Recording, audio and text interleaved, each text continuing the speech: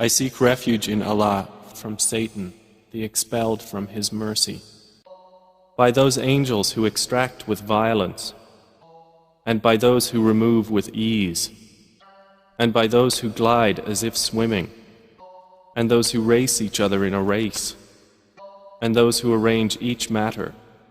On the day the blast of the horn will convulse creation, there will follow it the subsequent one. Hearts that day will tremble, their eyes humbled. They are presently saying, will we indeed be returned to our former state of life, even if we should be decayed bones? They say, that then would be a losing return. Indeed, it will be but one shout, and suddenly they will be alert upon the earth's surface.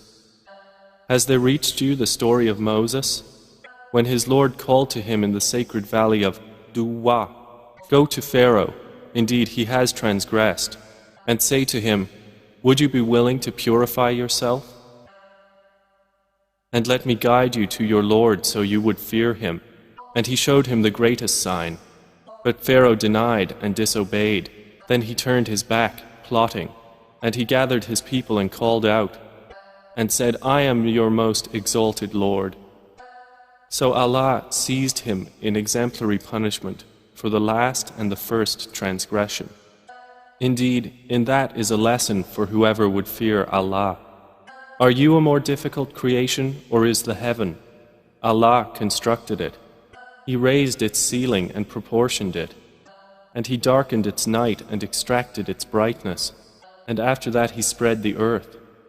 He extracted from it its water and its pasture, and the mountains He set firmly, as enjoyment for you and your grazing livestock. But when there comes the greatest overwhelming calamity, the day when man will remember that for which he strove, and hellfire will be exposed for all those who see.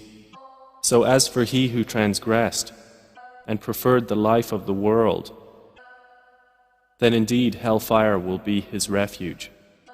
But as for he who feared the position of his Lord and prevented the soul from unlawful inclination, then indeed paradise will be his refuge. They ask you, O Muhammad, about the hour, when is its arrival? In what position are you that you should mention it?